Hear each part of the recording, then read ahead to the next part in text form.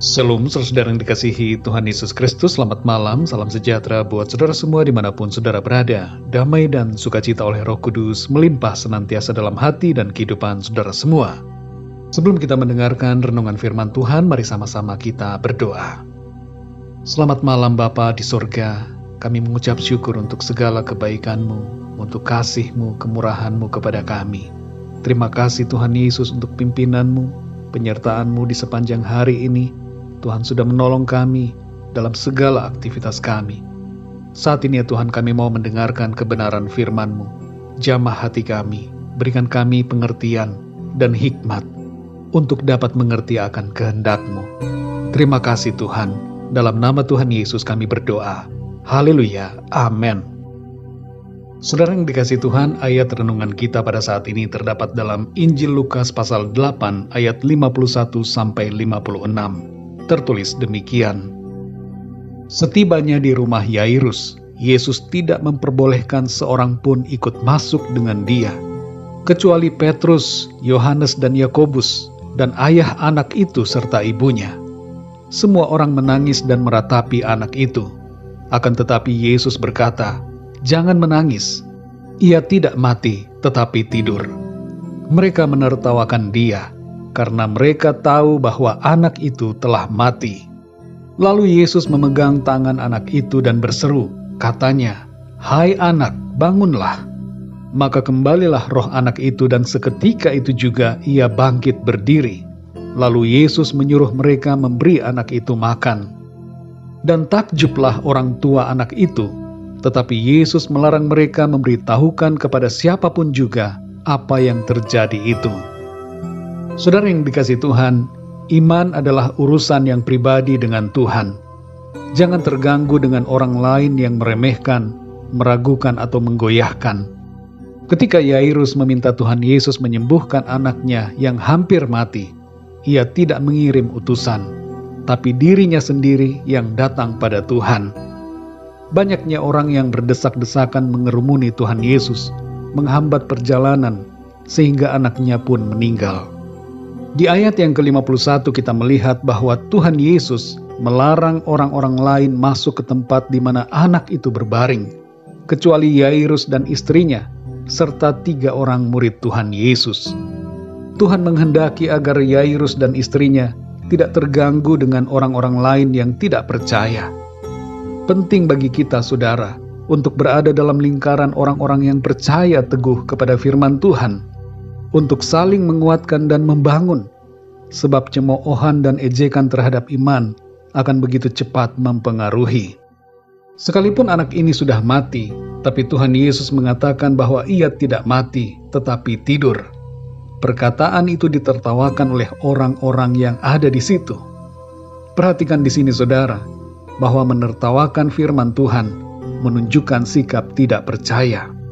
Dan ketidakpercayaan akan menghalangi kuasa Tuhan bekerja.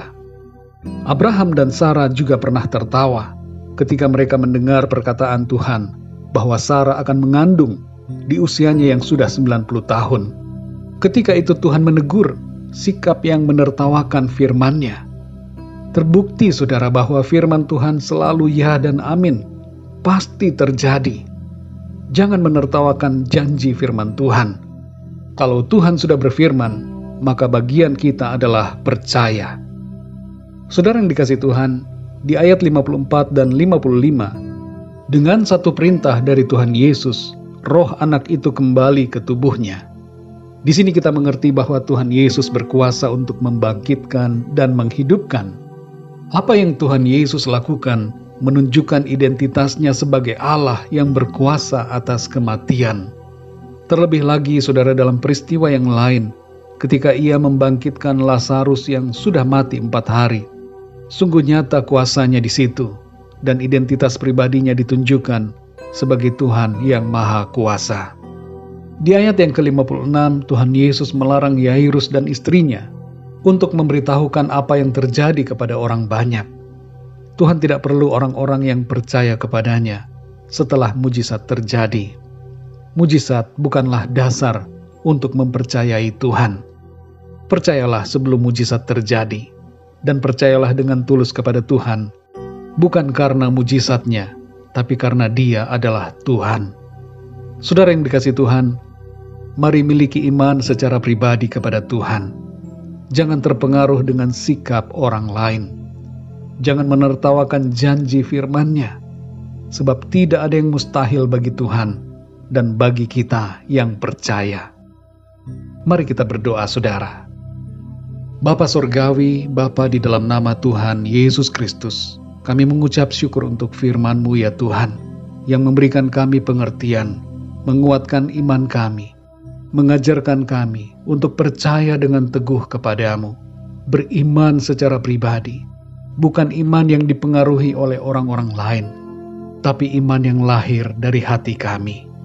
Tolong kami ya Tuhan, dalam situasi dunia ini, di mana banyak orang yang menertawakan akan janji firman-Mu, dan ada semakin banyak orang yang meragukan akan firman-Mu. Tolong kami supaya kami tetap kuat, berdiri teguh di atas kebenaran firman-Mu, percaya kepada janji-Mu, dan beriman penuh kepadamu ya Tuhan, yang sanggup melakukan segala sesuatu, termasuk juga dalam situasi persoalan, masalah dan pergumulan yang kami alami. Ajar kami Tuhan untuk selalu percaya kepadamu, tidak bimbang dan tidak ragu akan janji firman-Mu. Terima kasih Tuhan untuk kebenaran firman-Mu yang sudah kami dengar pada saat ini. Kami percaya kepadamu ya Tuhan, Engkau sanggup melakukan segala perkara. Di sepanjang malam ini Tuhan, kembali kami akan beristirahat. Kami mohon berkat dan perlindungan-Mu atas kami semua. Naungi kami dengan kuasa-Mu, lingkupi kami dengan kasih-Mu. Berkati bangsa dan negara kami Indonesia, dan semua bangsa di dunia ini. Curahkanlah ya Tuhan, kasih karunia dan rahmat-Mu, sehingga setiap orang dari segala bangsa mengenal Engkau ya Tuhan. Berkatilah keluarga kami, teman-teman dan sahabat kami. Berkatilah gereja-Mu di seluruh dunia, dan berkatilah setiap orang yang percaya kepada Tuhan. Terima kasih ya Tuhan, kami yakin berkat dan damai sejahtera, kasih karunia dari Tuhan senantiasa berlimpah dalam hidup kami. Terpujilah nama-Mu ya Bapa. Dalam nama Tuhan Yesus Kristus, Tuhan dan Juru Selamat kami berdoa dan mengucap syukur. Haleluya, amin. Puji Tuhan, saudara yang dikasihi Tuhan, saya percaya firman Tuhan menjadi berkat dan kekuatan buat saudara semua. Dan Roh Kudus akan menolong saudara untuk lebih lagi memahami kebenaran firman Tuhan.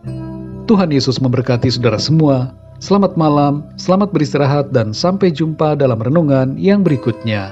Haleluya.